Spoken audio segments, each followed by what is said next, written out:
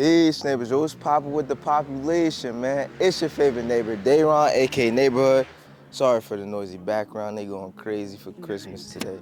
But we back outside today, man. It was brought to my attention about my last episode, getting rid of mealybugs, aphids, etc. And on my IG, I got the comment saying how diatomaceous earth is null and void. It doesn't work, especially when it gets wet. Obviously, that person did not watch the full episode, because if you did, I did state that it is ineffective when it gets wet. But that does not mean you should not use it. Because now, if you live in somewhere where it's a subtropical or tropical area, it gets kind of tricky just because when it's gonna rain or not. And even the slightest bit of rain, it could be a light drizzle, still gonna make the diatomaceous earth very ineffective, you know what I'm saying? So I do second that, but I will say continue to use it, because if you live in a place where it's dry or arid conditions, it works perfectly. I actually just used diatomaceous earth under my pot the other day because it had a huge colony of ants under it. It got rid of them. And I use it twice, and it gets rid of them, it moves them, it makes them get out of that spot. But today, I'm going to be releasing some ladybugs in the neighborhood. I'm going to go to all of my plant trees, or wherever I have my plants at. I'm going to release ladybugs in that area. That is the best way and the most consistent way to get rid of these aphids, these spider mites, or mealybugs, or to limit their population so they don't just totally spread disease or kill your young plants or trees, is by attracting more beneficial bugs, such as ladybugs, such as your mealybug destroyers, jumping spiders. There's a whole plethora of animals that really munch on these aphids, but a lot of times we don't have a home for them to come and to visit us. What even got me to even get the ladybugs? I actually was supposed to order some online, but I just kept procrastinating. As I was at my local nursery buying some ingredients for my potting mix, I was checking out and just looking at whatever signs they had in the cashier register. Sometimes they have an ad or a new product there, whatever the case may be.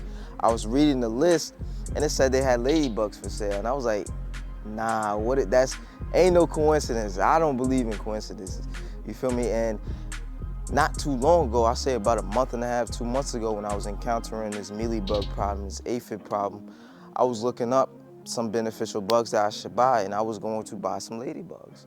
And I ended up procrastinating because I think it was like $30, $40, which I don't mind spending if it's something that's going to be an investment and be helpful to my plants and stuff like that. Fast forward to me at this nursery like 2 days ago, I see they're selling ladybugs, and they never have ladybugs for sale. This is something they just newly started offering. I know what you're thinking, neighbors. I know what you're thinking.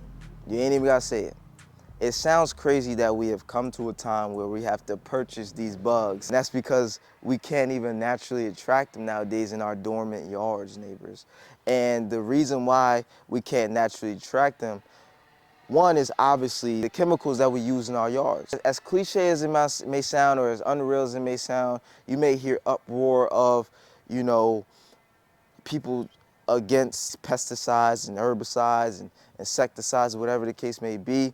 But in reality, neighbors, even with all the studies of cancer and just how toxic it makes your land and how it depletes the soil and it kills all the microorganisms and all that, there's still a ton of people that are still buying these insecticides and herbicides and so forth. They don't really realize the other options that there is, or they may be just too lazy to, embark on those other options. But nonetheless, there is a lot of people that still buy insecticides and herbicides and so forth, neighbors. And it's crazy to me. That's why they're still on the shelves. That's why they're still selling. That's why these companies are still providing more product in this area. They're still out here for sale. Nonetheless, in the garden community, there's a big uproar online, but in reality, there's still a lot of people purchasing. That's why, we don't see these insects in our yards naturally. Is one, because obviously the chemical use that we use is insecticides, herbicides. But another big reason why we don't see these beautiful, beneficial bugs in our yards anymore, or in our gardens or in our food forests like that, is because we do not allow native plants to grow in our yards anymore. we don't allow native plants to grow in our yards anymore. That's just as big of a reason as using the chemicals. Obviously, the chemicals can help keep those native plants, or as you know, the system has convinced us to classify them as weeds. God made these weeds so resilient. They continuously grow no matter how much herbicides or insecticides that you use. They still grow. They may not grow as vigorously as they would naturally, but they still grow here over time. And neighbors, I'm gonna just say this, it's not good to even get rid of these native plants because they're homes to these beneficial insects like your ladybugs, your butterflies, your mealybug destroyers, beetles, jumping spiders, and so forth. And guess what, neighbors? These bugs all eat these aphids and these mealybugs and these spider mites. They eat these bugs and they keep their population at bay. Reason why, you know, spider mites or aphids or mealybugs are running rampant in our gardens, in our yards, are simply because the population of your ladybugs, mealybug destroyers, beetles, your spiders, lightning bugs are diminishing in our society, you know, because we don't have a home to them. We need to continuously practice ways of, you know, attracting these bugs so that we can have vigorously growing trees, vibrant yards and gardens, you know, full of just food, neighbors. Because that's the whole purpose of us growing a garden, right? Is vigorously growing plants and trees and grow bigger yields. We can have stronger seeds and stronger plants growing. Like, I'm probably gonna sound a little bit old saying this, and I'm not that old. I'm not even in my 30s. And 30s is not old, 40s is not old. I'm not saying that. But I'm not even that old. But I remember growing up, we used to see, and I used to be outside a lot, we used to see lightning bugs all the time. Now we don't even see them no more. We used to see ladybugs all the time. We used to see bees all the time. We used to see praying mantises, like we used to see all these bugs all the time in our yard. Population has diminished or migrated elsewhere because we do not plant, we don't allow native plants in our yard anymore, and we use a shit ton of chemicals. But we will see them more if we plant more native. It's no coincidence that every time I stretch the time of needing to cut my yard, and I could show you right now, I don't know if you can see over here, but there's like 3 bees over here just pollinating in the same area. You know, there's bees all around the yard because native plants are starting to grow. The more we don't attract these bugs into our yard and invite them into your yard by planting these native weeds and stop using these insecticides and so forth, the more that the aphids and the spider mites population will be increasing. Why would it be increasing? It will be increasing because they don't have no natural predators killing their ass to keep their population at bay. And if we don't keep their population at bay, we will see a disease spread throughout the yard, through our plants. And not only that, but they're going to suck the life and the energy force from our trees, neighbors. Especially if you're trying to grow plants, you know, from seed, or you have them growing at a young stage. They're going to absolutely decimate your plants when they're young. That's when they go to work the most. So let's get in there, because I'm about to release these babies as carefully as possible so I don't crush them or anything. It's mad funny because the other day, or when my lady seen that I had a bunch of ladybugs in the house, because I had them sitting in the crib for some time, because I wanted to shoot an episode with me showing you guys how, you know, I utilize the ladybugs. She was like, what if, you know, as soon as I release them, they just leave? You know what I'm saying? And, you know, that's just the risk we take, you feel me? Like, they might just get up and leave, I don't know. You know what I'm saying? But I'm gonna try my best to keep encouraging them to, you know, spend time in the neighborhood, man.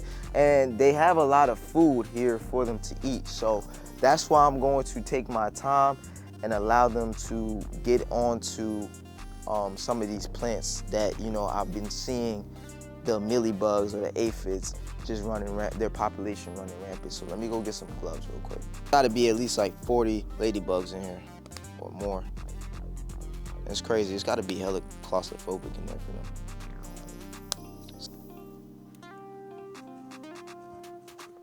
Still, so I have to cut it. Hopefully I don't cut them. There's a whole bunch in here. There's a lot in here, bro. Shit's crazy.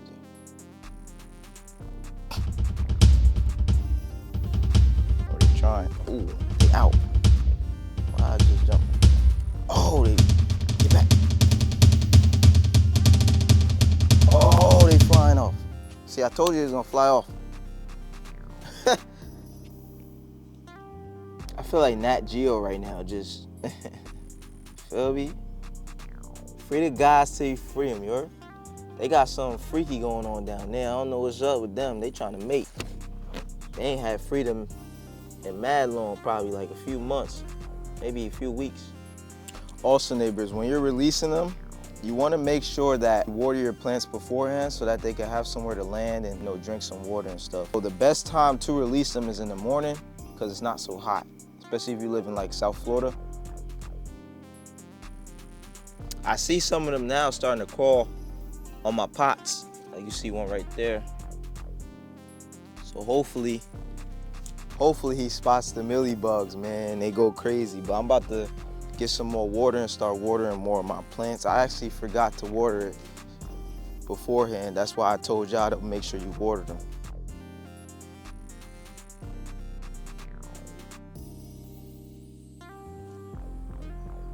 Oh, my son getting murked. Damn. My son getting murked.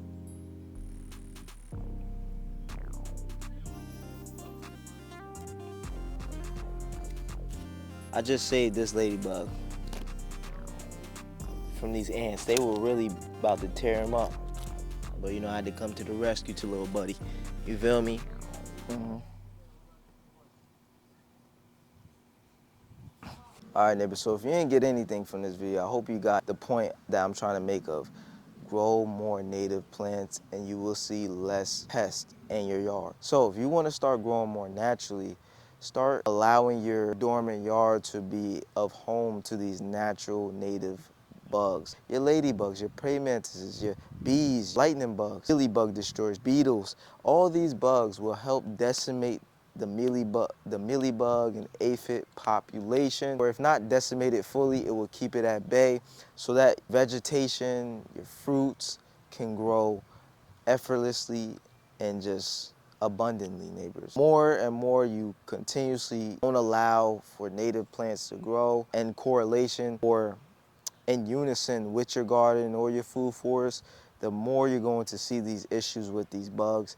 And, I don't know if you guys analyze it, but, ants and mealybugs and aphids are actually in connection with one each other.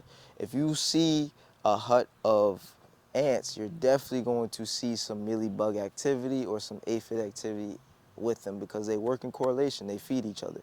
The ants offer those bugs protection, and the aphids or the mealybugs offer food to the ants. The juice or the coating that they leave off. You know what I'm saying? They offer food to the bugs, the ants. So they protect them. And the reason why they're thriving and you see them just constantly coming back after you done repotted your plants and rinsed off the roots is because they don't have no natural prey there.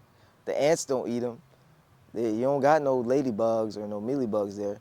So they're just gonna thrive, neighbors, and they're gonna thrive on your plants, on your garden, neighbors. So let's grow more natively. Give you an example of how to allow more native plants back in yours. Just allow what the system has brainwashed us into collectively calling weeds, such as your dandelions, your florals, whatever natively grows in your yard. Allow it to grow. It doesn't have to grow all throughout your yard, but you can create a certain patch of the yard where you can dedicate that to your natively grown plants. Like a few days ago, I was actually riding past a house and I don't know if this was on purpose, but I actually seen them allowing the weeds or the native plants growing outside of the yard, inside the yard. It looked very good. It was very inspiring. It was very beautiful, and the way that they maintained it looked very floral. It looked part of the plan. It looked very nice and well kept of. Obviously, you don't have to have them growing all throughout your yard, but just like I said, dedicate a certain piece of your land, whether it's the front, the back. I would definitely tell you to make sure that you have it growing near wherever your garden is or your food forest is, because that's where you will attract these bees, these beetles, and so forth to go to, to pollinate or as a home. And you will start to see your gardens thriving because they will no longer have the aphid problem or the mealybug problem. You could do that in correlation if you see an infestation like my last episode. Bring out the big boy, which is the diatomaceous earth. But remember, the diatomaceous earth doesn't pick and choose who it's harmful to. It will harm all your bugs, not just your aphids, your mealybugs. It will also harm your bees, your butterflies, and all those bugs that are as big as an ant and even bigger, you know what I'm saying? So take note of that. Let's try to incorporate these natural ways into our gardens, back into our food forest, so that we can have thriving permaculture system going on, neighbors. With that being said, man, let's get outside. Let's get to growing so our health can get to glowing. You already know, do your neighborhood due diligence. Give this episode a like. Make sure to comment neighborhood in the comments below. And as usual, go hit that link in the description below. Go tap into the website and go check out what your favorite neighbor has to offer. We got a growing collection of fruit-bearing trees from seed that we graft, that we air layer. We got a collection of seeds and seasonal herbs for you to tap into. You already know the mainstay motto, which is grow your own / support true righteous local growers like myself, or continue to rely on the broker system to supply you their own. We all know what they're giving us out here. Pesticides and just Babylon out here, you feel me? Peace, love, light, much healing to you and yours. It's your favorite neighbor, Dayron, aka Neighborhood. See you on the next one. Get it?